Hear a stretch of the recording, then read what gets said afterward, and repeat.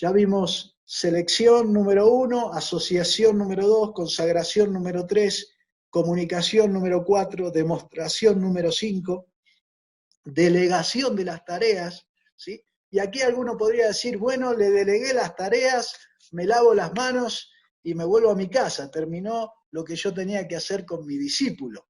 Bueno, lo que encontramos en el modelo de Jesús no es así, ¿sí? Lo que encontramos en el modelo de Jesús es un séptimo principio que tiene que ver con la supervisión, ¿sí? Supervisión.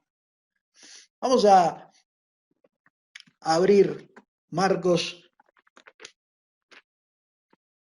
capítulo 8. Marcos capítulo 8.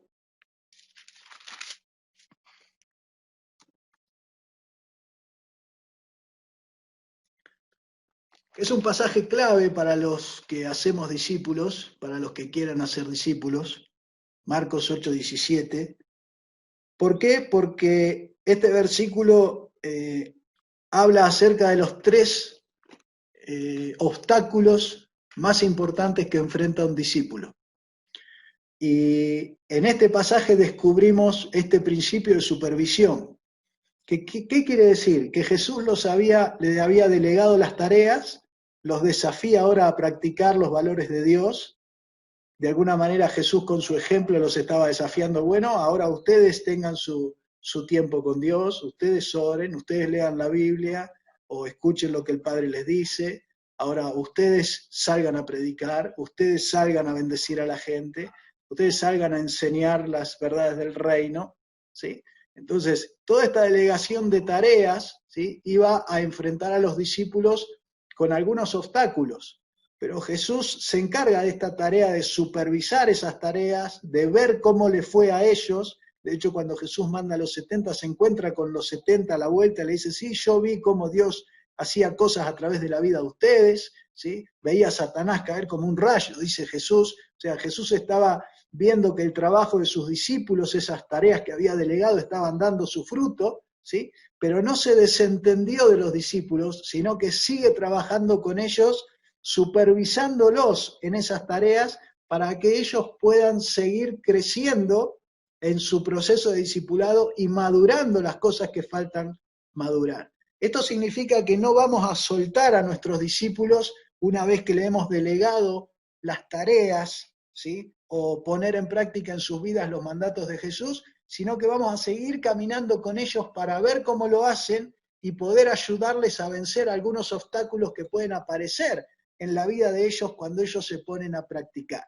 Lo que más le lastima a Satanás de un cristiano es que practique la fe, ¿sí? Porque si usted la cree, pero la cree ahí en su casa y se queda en su casa diciendo yo creo, Satanás está chocho, ¿sí? Porque con eso no pasa nada. A Satanás le lastima cuando usted empieza a practicar esa fe. Cuando sale, va a bendecir a la gente, ora por la gente, le predica el evangelio, hace nuevos discípulos, abre célula, planta una iglesia, envía misioneros. Esa actividad es la que lastima, ¿sí?, a Satanás. Por lo tanto, por otro lado, alegra a Dios, ¿no es cierto? Pero en ese proceso, los discípulos van a enfrentar obstáculos y tenemos que acompañarlos y ayudarlos a través de una supervisión, no para controlar, sino para corregir cosas que puedan no estar haciendo bien y también para ayudarle a superar algún obstáculo que pueda aparecer en esa práctica. En Marcos capítulo 8 y versículo 17, Jesús dice, y entendiéndolo Jesús les dijo,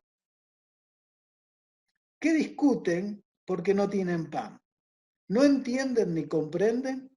¿Aún tienen endurecido vuestro corazón? Teniendo ojos no ven y teniendo oídos no oís y no recuerdan lo que yo hice, dice otra versión. ¿Qué encontramos aquí? Aquí encontramos por lo menos 3 obstáculos que un discípulo enfrenta y que por eso se hace necesaria la supervisión y el acompañamiento. Jesús los supervisó mediante continuo repaso y aplicación de las cosas. Jesús ya había multiplicado los panes y aquí ellos creen que Jesús se está quejando porque ellos no trajeron pan, ¿sí? Entonces Jesús va a empezar a añadir aplicaciones prácticas a la interpretación de las experiencias que ellos tienen de lo que Jesús le va enseñando y va haciendo, ¿sí? Por lo tanto, aquí empezamos a profundizar cómo ayudar a un discípulo. Y aquí hay por lo menos 3 elementos claves en este pasaje que hablan de los obstáculos de un discípulo. El primer obstáculo de un discípulo para desarrollar su práctica de manera correcta puede tener que ver con el entendimiento. Por eso Jesús pregunta, ¿no entienden ni comprenden? Lo primero que me tengo que asegurar en el principio de comunicación, lo hablamos ya, de que el discípulo esté entendiendo lo que le estamos enseñando. Aquí hay un proceso que tiene que ver con la mente, ¿sí? Con entender lo que él está recibiendo. Muchas veces una persona no puede poner en práctica porque no entiende simplemente. Hablamos ya también aquí en el proceso de discipulado de la importancia de los materiales simples, ¿sí? O simplemente de nuestro modelo de vida sin materiales, pero que sea claro para el discípulo poder entender lo que se está esperando de él. Porque Jesús, una de las preguntas que le hace es si lo que están teniendo ellos es un problema de entendimiento o de comprensión. Y este es el primer escalón. Necesito asegurarme que mi discípulo está entendiendo cada una de las cosas que le voy enseñando en cada encuentro o en cada práctica, ¿sí? Si él no entiende, no va a poder pasarlo a su corazón y a la práctica. Por lo tanto, la primera barrera que tengo que superar y asegurarme que estoy cumpliendo como formador de discípulos es que los discípulos me están entendiendo. Para eso tengo que abrir la Biblia, leer un pasaje, que él pueda sacar 2 o 3 verdades de esto, ¿sí? Y cuando cerramos la clase, cuando le enseñamos este tema, cuando le compartimos cómo ponerlo en práctica en su vida, ¿sí? Preguntarle, ¿qué entendiste de esta clase? ¿Qué entendiste de esta lección? ¿Cuáles son las lecciones que te quedan a vos en tu vida? Y ahí vos te dedicás a escucharlo simplemente al discípulo. A veces nosotros hablamos y nos vamos sin saber si él entendió. Por eso es clave en el proceso de discipulado que cada semana nos tomemos por lo menos los 10 minutos finales para preguntarle a nuestro discípulo qué es lo que entendiste de esta lección, qué es lo que aprendiste de esta práctica, qué es lo que te quedó en tu vida claro, para que nosotros podamos ir colocando ladrillos, ¿sí? Una edificación correcta de este discípulo es que él vaya entendiendo cada uno de los principios que le estamos enseñando. El segundo obstáculo que muestra aquí Jesús tiene que ver con la voluntad. Dice, ¿aún tienen endurecido el corazón? El endurecimiento del corazón tiene que ver con que yo entendí, pero mi voluntad no quiere practicar, por algún motivo, por alguna experiencia pasada, por alguna decisión que estoy tomando en este momento, lo que está endurecida es la voluntad. Y cuando la voluntad está endurecida es porque en el principio número 3 que aprendimos de consagración, evidentemente no hemos ido bien a fondo. ¿Por qué? Porque si la voluntad estuviera rendida, ¿sí? No habría problemas en practicar estas cosas. Ahora, cuando hay problema en practicar, generalmente si entendió y está superada la barrera del entendimiento, lo que puede aparecer es una barrera de la voluntad, de un corazón que no está totalmente rendido. Por eso cuando llegamos al punto de la delegación, muchas veces descubrimos que el principio 3 lo enseñamos muy rápido o el discípulo no lo entendió. Porque si lo hubiera entendido, su corazón estaría rendido y estaría listo para practicar y obedecer. Si no está listo para practicar y obedecer, es porque hay endurecimiento de la voluntad. Yo no quiero hacer esto todavía. Quiere decir que todavía no hay un corazón 100% rendido a lo que Dios quiere hacer en su vida. Por eso aquí, si aparece un deseo de no practicar o no obedecer en alguna área, tenemos que entender que el problema no está tal vez en el entendimiento, sino que tal vez el problema está en que la voluntad no está 100% rendida y tendremos que volver a ese punto 3 de consagración, a repetirlo, a enseñarlo, a profundizarlo, hasta que eso realmente esté en el discípulo y entonces lo libere para poder obedecer lo que tiene que hacer.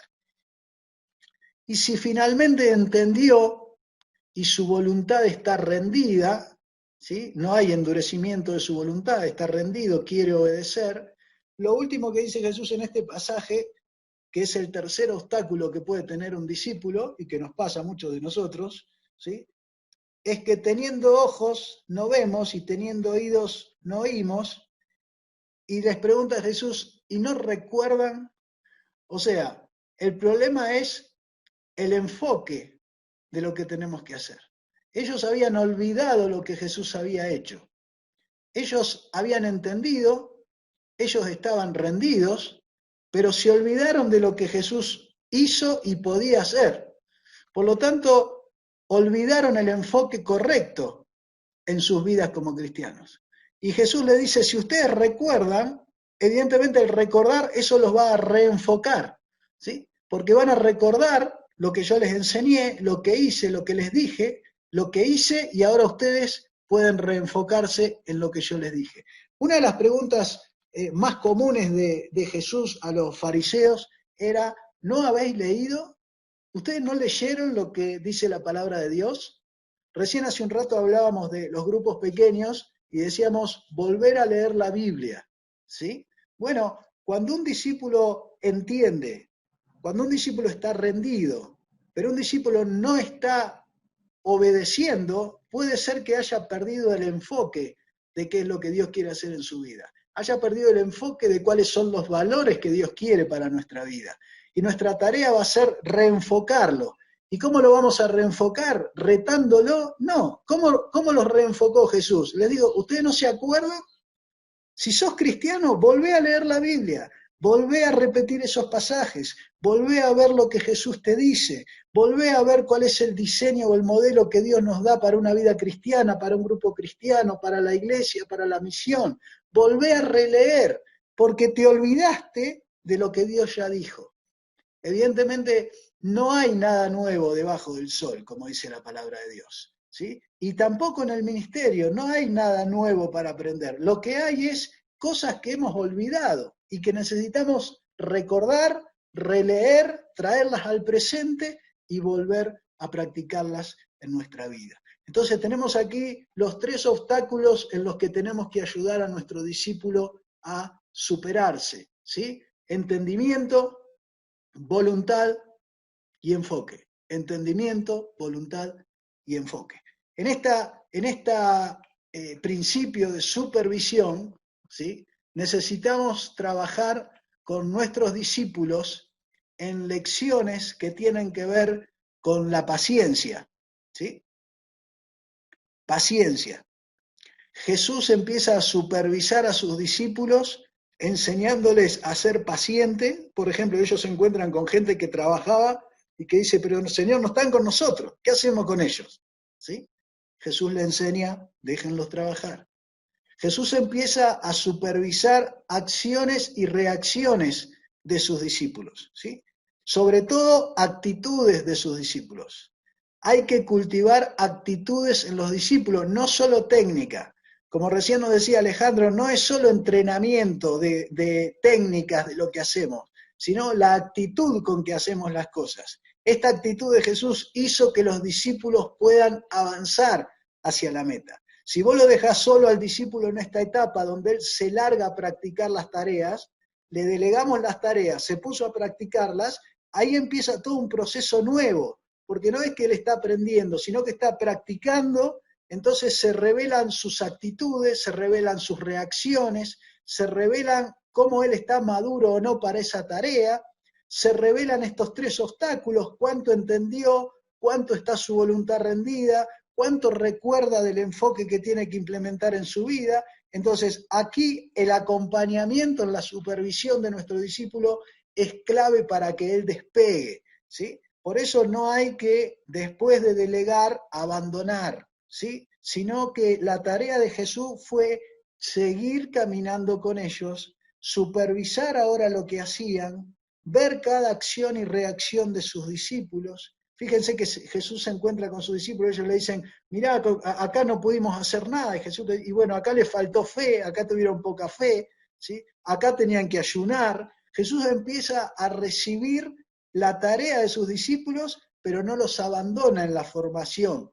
Él sigue trabajando en acciones, reacciones de sus discípulos para que ellos puedan formarse definitivamente como personas que iban a poder reproducir discípulos de manera continua. Evidentemente, poner en práctica este principio, Jesús lo que logró también es que ellos lo aprendieron en vivo, ¿sí? Y seguramente cuando ellos después trabajaban con sus propios discípulos, cuando ya Jesús no estaba y estaban formando nuevas personas, recordarían, vos te acordás que Jesús nos mandó a hacer esto, pero Él después siguió corrigiéndonos, ayudándonos, revisando cómo hacíamos las cosas, frente a cada cosa que le traíamos que no sabíamos qué hacer, Él nos decía cómo podíamos hacerla, qué nos había faltado, qué teníamos que agregar. Todo esto está desplegado en el ministerio de Jesús, en este principio de supervisión de sus discípulos. Y esto evidentemente es parte de su tarea de amor, no es una supervisión para controlar, sino que es una supervisión para desarrollar, optimizar, ¿sí?, la vida de sus discípulos para que ellos después puedan hacer lo mismo con los discípulos que ellos iban a formar. Entonces acá tenemos un trabajo efectivo desarrollado por Jesús en el área de la supervisión de sus discípulos. La meta era crecer en gracia para con Dios y en conocimiento del Señor para poner en práctica aquello que Dios quería hacer a través de sus vidas. Ellos primero aprendieron por medio del ejemplo de Jesús, aprendieron porque se pusieron a practicar las cosas que Jesús les mandó, pero aprendieron también porque fueron supervisados en esa práctica para que esa práctica fuera bien realizada y fuera ajustada a cómo Dios quería hacerlo, tanto en técnica como en actitud, ¿sí? ¿Esto qué produjo? Bueno, esto sacó a la luz lo mejor de ellos a largo plazo. Ellos se transformaron en columnas de la iglesia, en aquellos que siguieron con la iglesia adelante después que Jesús ya no estaba. Tenemos entonces que trabajar y supervisar hasta que las personas empiecen a trabajar con otro discípulo, para que ellos puedan aprender todo lo que tenemos para compartirles acerca de cómo formar otra persona. Y esto se complementa con el principio de delegar. Delegar no es abandonar, es delegar y supervisar a nuestros discípulos para que terminen realmente siendo verdaderos discípulos. ¿Cuándo son verdaderos discípulos? Cuando ellos formen otro discípulo. Y ahí entonces sabemos que el trabajo que hemos hecho en ellos está completo, ¿sí? Y ahí podemos saber que el trabajo está llegando a su finalización. Si bien la relación podrá seguir de por vida con un discípulo, tendremos claridad de que hay un proceso que ha terminado y que ha sido completo cuando nosotros podemos supervisar a estos discípulos y ver que ellos alcanzan el nivel de formar un nuevo discípulo. El paso práctico entonces de la supervisión es asegurarse que sus discípulos entienden la tarea que tienen que realizar. Este es el primer paso de la supervisión. Si la parte de entendimiento está correcta, entonces veremos si la voluntad está dispuesta. Y si la voluntad está dispuesta, ellos estarán enfocados claramente en lo que tienen que hacer. Y si están enfocados en lo que tienen que hacer, seguramente van a llevar adelante la obra de Dios a través de sus vidas. Entonces tenemos aquí el final del proceso de supervisión, el desafío de hacer nuevos discípulos en nuestra vida, ser responsables de no cortar esta cadena que Jesús nos ha dejado con tanta bendición para nosotros, y ahora el desafío nuestro de continuar esta cadena con nuevos discípulos.